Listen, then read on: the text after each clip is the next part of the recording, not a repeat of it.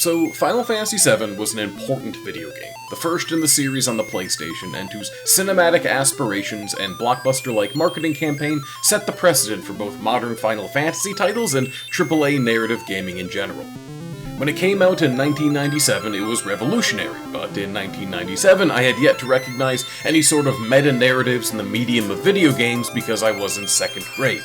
As I got older and active on the internet, I would hear of Final Fantasy VII in these reverent tones, that it was the best Final Fantasy and the best game ever made, and while all titles since FF7 were made in its image, none could really compare to the original. So while my first Final Fantasy was 10, I had been told over and over that I really needed to play 7. And because I loved 10, its scope and atmosphere, its haunting music and distinct visual style, and yeah, its graphics, its breathtaking technical delivery of a striking aesthetic, its stylized but fully fleshed out hyper-reality, I was so stoked for 7. And there was a moment early on that I suspect is pretty common for people who played the game years after it came out. A moment that comes after the Jacob Geller described electricity of the opening shot, the intimacy and fragility of cut flowers amidst cyclopean machinery, the bright green of natural light shifting to synthetic ooze, the camera pulling back and back and back, the scale getting vertiginously larger until, finally, it cuts to our protagonist, and at last you get to control Cloud, and you realize, wait, this is what he looks like? The dawning horror that, for all the game's breathtaking aesthetic ambitions, the character models you'll be spending dozens if not hundreds of hours with are basically Playmobil figures, squat and cartoonish, a childhood art project even your mother hates. But I'm not here to dunk on the graphics of a 20-year-old game. Just like little goblin boys, no flesh but memory foam. And I'm certainly not here to fetishize Ultra HD AAA graphics from 2022. A pile of melting ice cream, a skeleton replaced with tennis balls, claymation made by a dog. Sorry. The graphics of the original FF7 are not very good, and I'd argue they largely do not work within the aesthetics of the game, but I think they're very interesting, and that's a lot more important than being good. Because here's the thing, it's not Cloud. This is not what he looks like. He is not a Michelangeline buff baby standing a towering 3.5 feet. Cloud has fingers. He has toes beneath boots that aren't just spiky tetrahedrons. We know what Cloud is supposed to look like from the cutscenes and box cover and Tetsuya Nomura's concept art, and it's not this. The Cloud we see here, the one you spend the majority of the game looking at, is not Cloud, he is a symbol for Cloud. A rough sketch meant to stand in for something else, a tacit acknowledgement of the time's technical limitations, handing us this representational token and asking us to redeem it for a full and complex human being. And that is why FF7's graphics are worth talking about so many years later, because they are explicitly and obviously symbols. And some of the most central questions of postmodernism are about symbols, about the treachery of images and the distortion of signs, about what, if anything, a symbol refers to, or if it's just an endless series of stand-ins for stand-ins for stand-ins. And if the image is treacherous, if the sign is a distortion, if the symbol never does reach the core of what it promises to mean, then what does that mean for us? For us who live in a world of shifting reality, who walk among representations of ideals that may not actually exist. That's why the terrible Final Fantasy VII graphics are interesting. They pry open the space between the sign and the idea, the shadow and the figure casting it, the signifier and the signified. And it's in that space, in the clutter and failure and lie, that's where we live. So first, let's talk about why Final Fantasy VII's character models are so notably off. In later Final Fantasies, the space between in-game characters and those characters in cutscenes is a lot smaller.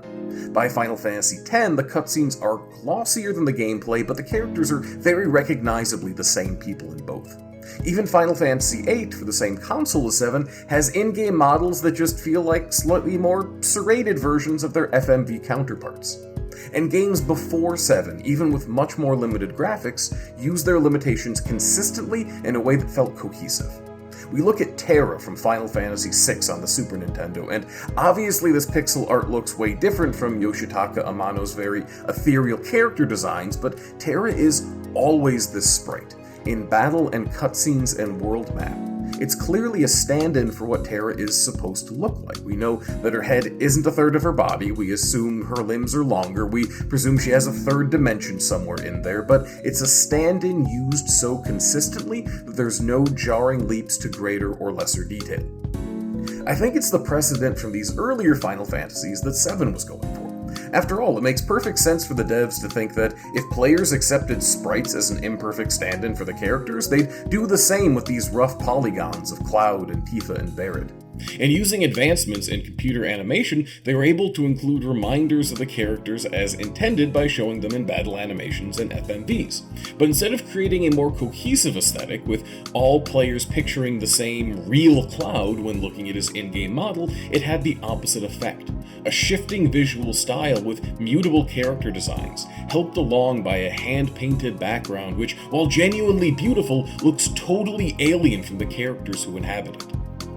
The effect on the player is an exaggerated version of what you're feeling right now is the quality of my audio changes.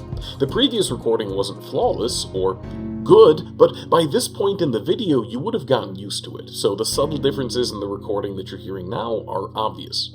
You would have a hard time articulating exactly what those differences are, at least I would, but you still notice them because they break the illusion that the constructed and distorted recording of my voice that you've been listening to is just how I speak. FF7's changing art style does the same thing. By drawing attention to a variable visual style, even an unintentional one, it also draws attention to the artifice of that vision. Titus and Terra look basically the same through their entire games, which lets their appearance feel organic and immersive. This is just what they look like in the game, even if we intuitively know they're supposed to look like something else. But the discordant artistic decisions in Final Fantasy VII highlight that they are decisions. Cloud's character model is not just how he looks, but a deliberate construction to stand in for how he looks. He's not the real Cloud, just a depiction of one, a sign. And this is interesting because, especially for the last century or so, the humanities have been focused on signs and the space between what they're meant to represent and what they actually do. Postmodernist Jules Deleuze has accused Western philosophy of arborescent or tree-like thinking, in which everything we see we treat as an imperfect branch grown from a single, perfect idea at the tree's base. For instance, according to arborescent thinking, every dog you've ever met, petted, or thought of is a flawed reproduction of the transcendent ideal of a dog, the dog, the doggiest conceivable dog who sits at the base of the tree, never to be experienced. Within this thinking is an implicit value judgment. The things closest to the ideal are better, and the things farther away are worse. Postmodernists, in general, have challenged this idea in one sense or another, often questioning what's actually at the base of the tree, what the signs are really representing. Jean Bidrelad discusses simulacra, which he positions as simulations that no longer resemble the things they're trying to simulate. To cram it into this tree metaphor, a simulacrum is a branch that extends so far from the base that it snaps off, and Batterlad, saying we've replaced the reality of the original with the hyperreality of the simulacrum, argues that we then treat that fallen branch as the trunk of a new tree.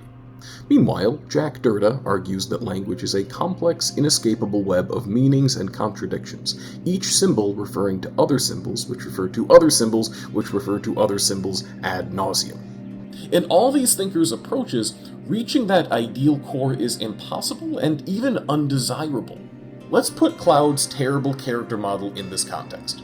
The chunky little buddy is clearly not the ideal Cloud, and in fact is pretty far away from him, a branch distant from the base. Closer branches include the battle model, which is much cloudier, and the FMV one, which is cloudier still. Then there's the concept art, which does look pretty much exactly like we understand Cloud is supposed to look, but none of those are the ideal Cloud. They're all just representations. His video game models are polygons, his concept art is a drawing, and in the fiction of this world, he's not a bunch of polygons, not a drawing. He's an actual person. Even the most pixel-perfect depiction of Cloud, like one in Advent Children, is still just a symbol for the person he's supposed to be. So what does lie at the base of this tree? What is the ideal Cloud? Well, there isn't one. There's a nebulous idea of this fictional character, splintered among devs and players, a set of symbols and stories that we collectively animate into not a real person, but a real person within the narrative. Cloud himself is a sort of drawing of a gibbous moon, just the glowing sliver illustrated, and through our suspension of disbelief and investment in the story, we convince ourselves there's dark moon we can't see, and a planet to hold it in orbit, and a sun to provide the soft glow. Cloud's character sprite is a simulacrum, a symbol meant to represent something that doesn't exist, an implicit promise of a perfect, ideal Cloud that is not, nor ever has been there. He's a sign of a sign of a sign of a sign. I want to bring this up because it's not just Cloud that functions this way.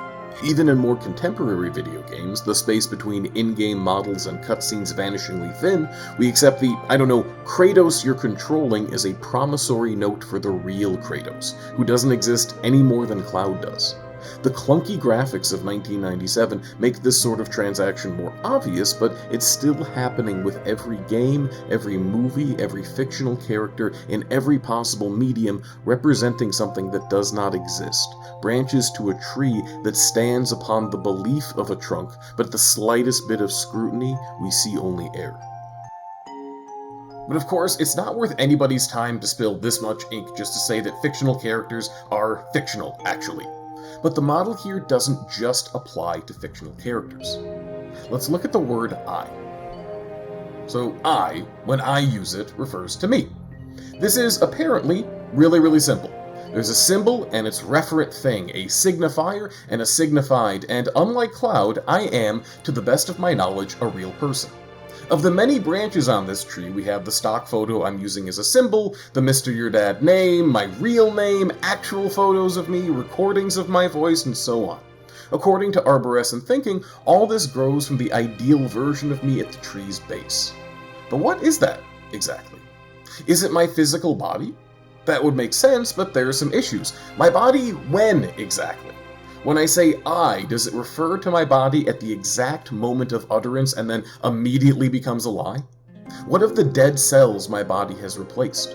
What of my wisdom teeth, once unambiguously part of my body and now separate but not truly destroyed? Does I still refer to their particles and whatever medical waste dump still holds them? And if matter is never truly destroyed at all, then is every particle that's ever claimed to be me still me in perpetuity, even as they become parts of other people? And what are the parts of me that are not physical? My relationships or my beliefs or my past deeds, good and bad and acutely embarrassing, to be remembered in the night with a wince? What of the images of me everyone I've ever interacted with holds, no matter how vague or inaccurate? What of the things that influenced me, and the influence I've had in kind? What of change, deliberate and incidental, massive and insignificant, all the ways the me of now is different than the me of 5 years ago, 10, 20? We could say that I means all of it, every possible definition of me for all time, a single letter containing a cosmos of identities, but then we see that the core at the center of this tree is no core at all. The referent is not single or stable, there is no kernel or heart or root from which everything else branches, no ideal me to ground it all. There is instead uncertainty and the self-referential and the simulacrum, separate from its simulation. Not a single point, not a core of truth. Instead, a cloud. The call to remake Final Fantasy VII is almost as old as Final Fantasy VII itself. By the time I was active online in 2003, fans clamoring for an FF7 redo was already a cliché. To put this in context, the game had only come out 6 years before, so it'd be the equivalent of me today demanding a full remaster of Dark Souls 3. The desire for a Final Fantasy VII Remake, though, makes sense for the reasons we've discussed. The game had greater aesthetic ambitions than the technology of the time could realize, and by 2003, the PlayStation 2's graphics were such an order of magnitude better than the PS1's that it seemed like the tech had caught up. Like we could have, as many remakes bill themselves, the definitive version of this story, the fully realized vision, the experience the original was only imperfectly simulating. There's also a compelling financial reason. Square was still reeling from the disaster of The Spirits Within, and they were turning to follow-up entries in existing IPs for quick paydays. We didn't get the remake, though, not in that decade. This was likely not out of an artistic commitment to challenging their audience, but a simple business decision. The company was looking for things like Final Fantasy X-2, which ran off the same engine and used many of the same assets as the original. To remake FF7 on a new console, they'd have to take an already sprawling game and essentially design it again from scratch. Instead, we got a lot of smaller stories in the Final Fantasy VII universe. There was Before Crisis, a prequel mobile game following the Megacorp's fan-favorite Enforcers, and Dirge of Cerberus, a clunky shooter starring recreational vampire Vincent, and Crisis Core, a PSP title about Cloud's friend/mentor/single white female Zack. The closest we got to a definitive vision of the original game's primary conflict was Advent Children, a computer-animated short that spiraled into a feature film, focusing on Cloud in the direct aftermath of the game. While it's visually very pretty and animates the characters faithfully to their concept art, its thin story of Cloud fighting knockoff Sephiroths trying to resurrect actual Sephiroth and then fighting actual Sephiroth again did not feel so much like the best telling of the story, but a retread of it. An echo of an original game that already felt like an echo. It was an almost bewildering commercial success, but it was not the definitive vision that fans were so desperately looking for. And then, in 2020, we got it. We actually got a Final Fantasy VII Remake, more than 20 years after the original, a chance to have the ideal of the game fans had intuitively understood was possible under the clunk of the original. And that's what it was, sort of. The graphics have a level of detail you could only dream about in 1997, and while the vibe is less grimy and sweaty, the characters clearly look how they were intended to look. The environments, no longer hand-painted, no longer feel like paintings, ones with weird polygon boys running around in them. Everything was rendered in the same immaculate style, and while that style is not photorealistic, its stylizations all fit comfortably within the fiction. Aesthetically, it delivers on the promise of the original, presenting a definitive vision of Midgar, an image they could reasonably claim to fit at the base of this world's tree. But at the same time, instead of refining the story, instead of making it a more perfect and faithful realization of the original plot, it expands it. Far from being a shot-for-shot remake, it adds a ton of stuff that was never in the game in the 90s. It embraces clumsy, clunky side stories, engages directly with the wake of the game's impact, and generally contributes to Final Fantasy VII's expansion and imperfection. I will be the first to admit that not all of these additions work. In Donkey's review of the remake, he said that the good parts are from the original and the bad parts are everything else, and he is not, in the strictest sense of the word, wrong. By far the most effective new bits are the ones that strengthen the original story. An easy favorite is the mission to Jessie's parents' house. Her mom, thinking Jessie is still an aspiring actress, not a high-ranking member of a, let's say, direct action organization, serves dinner to Jessie and her friends. You, though, playing as Cloud, are tasked with stealing her father's Shinra ID badge. It is not a complicated heist. You just go through a door in the back of the house to her father's room and take the ID off his desk. What's striking is that her father is in the room while you do it. It's just, he's in a coma, in a hospital bed, hooked up to quietly blinking machines. It is, among the roaring diesel punk of the game up to this point, a tragedy that's quiet and real with no clear resolution. And as you steal his ID, there's no challenge element to the gameplay, no stealth section or safe to crack, nothing to distract you from the fact that you've trespassed into the most intimate part of someone else's life. The effect of this scene is primarily to raise the stakes of your war with the evil corporation Shinra. Jessie's father was rendered comatose due to corporate malfeasance, and this scene explains Jessie's motivations and contributes to your own. And, of course, by deepening and expanding Jessie's character, it makes her death hit significantly harder than it did in the original. But both the conflict with Shinra and Jessie's death were elements of the game in 1997. These additions are more reinforcements of existing narrative threads than anything truly new, and as such could be seen as part of making the remake the definitive version. But there are other additions that absolutely do not reinforce the plot from the original, that instead take the story in new, weird directions, not building on the central relationships of the party and your enemies, or even the broader existential threats of aliens and capitalism, but give texture and detail to the world. Not so much narrative moments, but environmental ones. There's the figurehead mayor of Midgar and his uneasy relationship with Avalanche's corporate office. There's Leslie, Don Corneo's hot gas station attendant, and his missing girlfriend.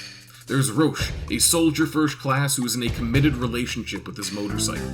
The results of these are a mixed bag, but in the context of Final Fantasy VII as a simulacrum, they're really interesting. They show a refusal of the remake to be a perfectly faithful adaptation of the original, to try to become the thing the original wanted and failed to be. It's not a game becoming more authoritative or authentic or real, it's a dispersal, a symbol moving further from what it represents, not closer, a remake aware of its legacy and not claiming it, at least not in whole. The most overt way FF7R engages with these ideas is the Arbiters of Fate. They're these ghostly, swarming figures who, while not in the original, are there to make sure the story follows the original as closely as possible. We see them launch a full-on assault on the slums just so they can sprain Jessie's ankle and keep her from going on a mission she wasn't around for in the 90s. They're not always antagonistic. When Barrett is unexpectedly killed in the remake, they heal him, because that's not what's supposed to happen when you reach the top of the Shinra building. But they are decidedly not benevolent either. When Wedge survives the plate collapse because he has a grappling gun from a sequence only in the remake, he gets to stick around as comic relief until the Whispers unceremoniously shove him out a window. They weigh most heavily on Aerith, accosting her throughout the game, insisting on the predetermined end of the story. And Aerith, interestingly, seems to know that end. While she always knew more than she let on about the planet and the Ancients and her MacGuffin, it's in the remake that she has specific details that she shouldn't. Cloud's profession, Marlene's name, Red 13's fluffiness, and quite clearly, the fate she sees bothers her. The Whispers torment her, and she has to steel herself to see the visions through. Of course, given what happens in the original, it's not surprising it would distress her. That, in a delicious meta-twist, Aerith has learned the most ubiquitous and impactful video game spoiler of the 90s, the plot twist that so elevated the medium that people couldn't stop revealing it. Aerith knows that Aerith dies. The Whispers are doing clear thematic lifting within the story. This is a game where characters will be riding on a train and say, basically, hey, check it out, we're on a metaphor for determinism. Taken in a postmodern analysis, though, it has a related but distinct meaning. The Whispers are trying to force fidelity to the original, to make the remake into the ideal Final Fantasy VII. And this process is a coldly violent thing, dispassionately killing characters to strengthen the likeness, making Aerith walk to her doom just to fit the familiar plot beats. In the core of meaning, in the center of the cloud of ideas that are this game and this story and the characters and world, there is death. An ideal that is static in its perfection and demands not so much a ritual sacrifice of these characters, but their callous, clinical excision. But there's another tension here.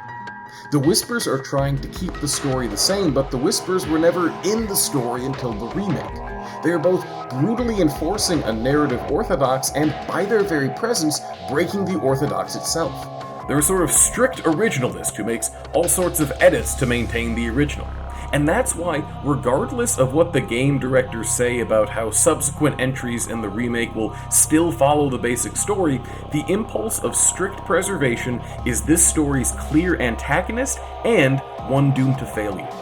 These ghost things are trying to turn the remake into the ideal of the original, trying to build the territory the map refers to, trying to recreate the experience of playing Final Fantasy VII for the first time 25 years ago, but the mere effort they put into this already alters it.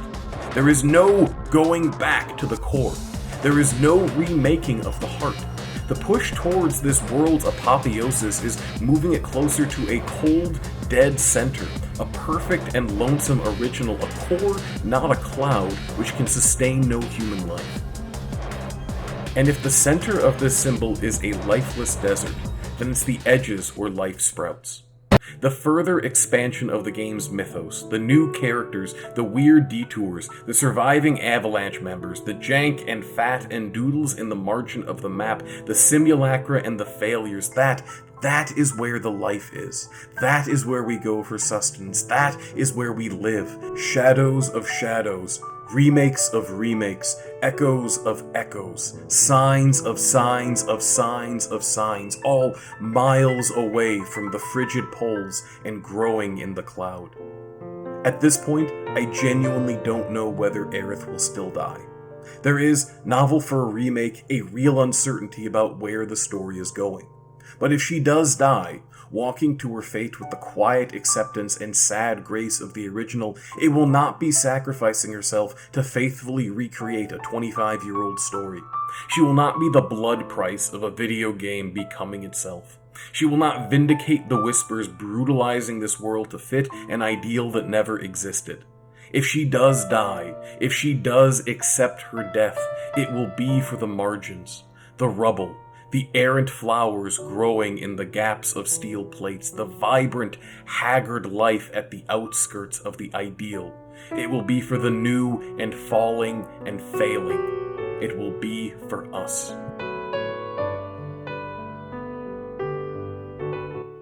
Cloud is a clone. At least, that's what the game refers to him as. As a term, it's a bit misleading. It's not a mistranslation necessarily, or if it is, it's an interesting and evocative one, but it doesn't mean what clone normally does in English. Cloud is not the direct genetic copy of anyone. He was not born in a test tube. Kid A isn't about him, but he is made in other people's images. There is the more general, realistic way. He wanted to emulate Sephiroth, the game's antagonist, who started off as just a very pretty war hero. He told his childhood friend, well, acquaintance at least, Tifa, that he was going to become a soldier first class, just like Sephiroth. Later, when he didn't do that, instead just got a dead-end job as a faceless rent-a-cop for the world's most evil corporation, he idolized his friend Zack, who actually had become a soldier first class, just like Sephiroth, and, to boot, was close personal friends with the guy too. These were men that Cloud wanted to be, that he tried to make himself into in the mundane way, the ultimately doomed aspiration of becoming your role models. But there's a more sinister, science fiction-y element that makes Cloud a clone. He is an officially designated Sephiroth clone, part of a project that exposes people to alien cells and chemicals from the Earth to create a vessel for Sephiroth's will, so wholly obedient to him that they appear to become him, following an artificial genetic destiny towards what the game calls reunion, all the clones becoming whole and singular in the cold north. Cloud is a failed Sephiroth clone, though. When exposed to the chemical cocktail meant to eroth him, he went into a vegetative state, his body unable to handle it. When he awoke, he was still obedient to Sephiroth's will. He hands over the world-ending meteor materia just because Seph asked for it, but he was not strong enough, not useful enough to truly imitate him. And yet, Cloud longed for it. He longed to become the whole and perfect Sephiroth, to fulfill this imposed genetic destiny he could not hold. Throughout the game, as Cloud chases Sephiroth around and past Midgar, through plains and canyons, through the rubble of his hometown and the glistening white death of the Arctic, it is in part out of justice to stop this man from ending the world, and it is in part out of revenge to kill the man who slaughtered his family, but it is in part to reunite with the image he wants to imitate. It is the reunion that all Sephiroth clones crave, the point where they stop being simulacra and become one with their referent image, the true and singular Sephiroth, encased in ice at the crown of the world, a cold and dead perfection. But Cloud is not a clone of Sephiroth alone. With less of an official designation, but no less consequentially, Cloud is a sort of copy of Zack, the man who was everything Cloud wanted to be, the man who was a failed Sephiroth clone himself, but not because he was too weak, because he was too strong, too willful to be remade in anyone else's image, who was captured along with Cloud, and experimented on with Cloud, and who rescued Cloud, catatonic, broken beyond function. And when Zack gave his life to save Cloud, Cloud took it, Zack's life, and wore Zack's clothes, and wielded Zack's sword, and overwrote his own pathetic backstory with Zack's more impressive one. This was not a lie Cloud was telling, at least not consciously. It was a fantasy he clung to so hard that he believed it.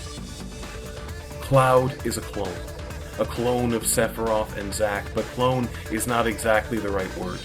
He is a copy, but that's not the right word either, because he is a poor copy. He is a simulacrum, a reproduction of something that no longer exists, but he is not just reproduction. Tulpa, perhaps, or doppelganger, or echo, or shadow, or rind, but maybe the most fitting word for Cloud in all his complexity, in all his influence and originality, is a simpler one. Failure. He failed to achieve Sephiroth's power or Zack's success. He failed to save Tifa when Nibelheim burned, failed to save the slums when the plate fell, failed to save Aerith when she ran off to die. He has all these models and aspirations and goals, and he just keeps falling short of them. We've largely focused on the sort of intellectual side of Final Fantasy VII's postmodernism, its many simulacra, the way it accidentally interrogates and undermines arborescent thinking. But Cloud's story also hits the emotional truth of arborescence. He is a wound man for the pain of imperfection, the cut of the delta between original and reproduction. When I first played this game, Cloud's failure made me uncomfortable. This Byronic twink with an impractical sword was my platonic ideal of cool, but here he was shown to be the ideal of nothing at all. Back then, I found comfort that he could still do 360-degree flying omni-slashes and stuff, and I tried to ignore his weaknesses, but now, looking back, it's the weakness that's most compelling. Because, are we not all such failures? Such shoddy reproductions of phantom ideals? There are, of course, all the ways that we are not what our culture tells us to be, not poreless and odorless and porcelain enough so that we'll buy what they're selling they say will make us whole. But then there are the more private failures, not the big lies of thinness and beauty and wealth, but all the tiny ways we let ourselves down. Moments of weakness and pettiness, of pretending not to notice something we could have helped, fed all these influences and role models, all these aspirations for ourselves, all these distant ideals of the letter I, spectral trees ever in the background, and what we truly touch is all the mess and letdown of our lives, the fractals of our imperfections, the complications of our identity, the freefall from transcendence into mistranslation and murk. Like Cloud, we are not the reproduction of just one image, but several, contradictory and half-remembered, and like Cloud, we are faithful to none of them, so far from the base of this tree as to be almost unrecognizable. We have more in common with the empty polygons of Cloud's character model than we do with the glossy heart of what it's meant to represent. Because, in the game's plot, transcendence is the enemy. Sephiroth, the game's antagonist, positions himself as the ideal. He is frozen, preserved, crystalline in the north, and he expands himself through his many clones, wraps his tendrils through the earth, makes broken copies of himself, and erases what individuality they retain until they are his perfect image and thrall to his perfection. He is the dread arborescence, the figure outside the cave, the origin point, the ideal. And in his arborescence, he brings death, the exterminating angel, the pale horse, trying to achieve apotheosis through calamity until he is the only ideal left. I want to take a look at his name, Sephiroth. It comes from the sephirot, concepts originating in Kabbalah or Jewish mysticism. Within the mystic tradition, the Sephiroth are nodes of the true God's emanations, bits of the divine that descend from the crown of the world, ripples from an ideal we can only ever hope to aspire to. And the name for this image, the uniting metaphor for the Sephiroth, the echoes of God coming from a single transcendent point and spreading through reality further and further from the ideal, it's a tree. Of course it's a tree. It is the tree of life, mythic and arborescent, and while the original Kabbalistic sense of the Sephiroth have them coming from an endless and dispersed divinity, within the game, Sephiroth's grand plan is to make himself the tree's single origin point, a false god becoming true through violence, entwining the world in his bloody roots.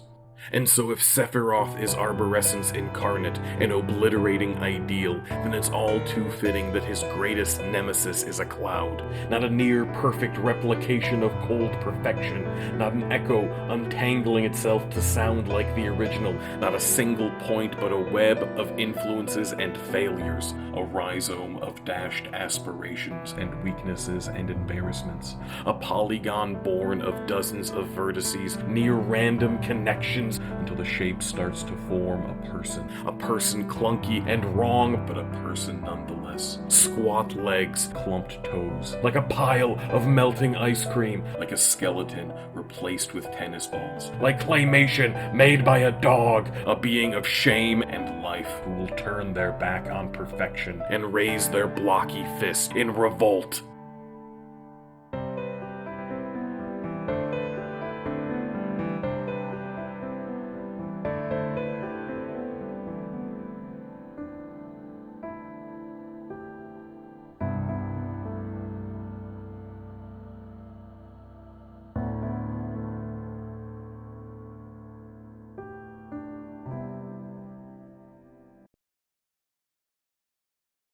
And we made it.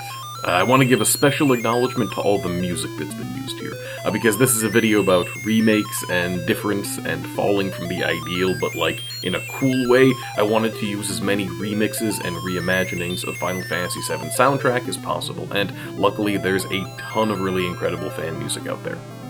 Melandrew, who does stunning piano covers over on his YouTube channel, did the One-Winged Angel piece you heard at the end.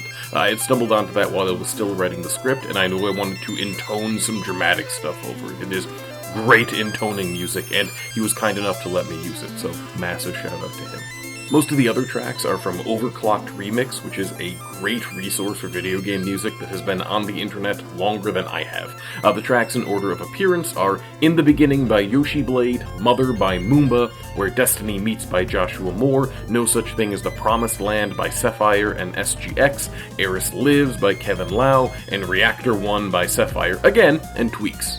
All the links are in the description, please check out their stuff, it's great. The FF7R footage is from Christopher Odd's channel, and all the other assorted Final Fantasy clips are from MageMasher22s. They both make awesome stuff, so give them a follow.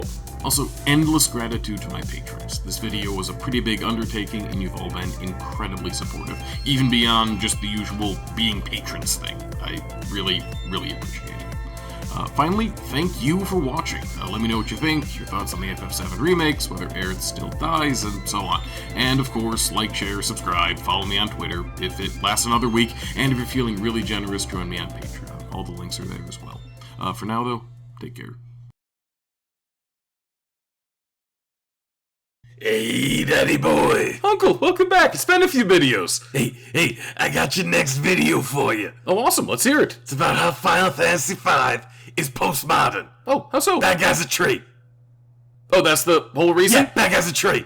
Uncle, I'm not... Saying Final Fantasy VII is postmodern because the bad guy's a tree. And Final Fantasy V, the bad guy's a tree. Well, that's not exactly what I'm arguing. Because to be modern, the bad guy was like a house or a submarine. Because we just invented those like 100 years ago, but a tree's way older, so it's postmodern. Kind of hard to know where to start with that one there, but... Already started writing the script. Gonna be like, gotta talk about Final Fantasy V because the graphics are bad. Actually kind of undermines what I'm saying in this one, so... And you can finish the video early and come get a birthday cake with us.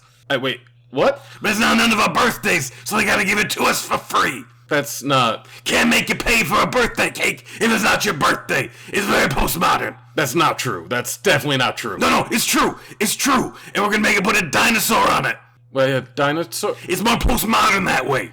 Dinosaurs are postmodern because they're so old. Post means after. Okay, now grab your coat. We got a cake to deconstruct. You know what? Sure. Let's go.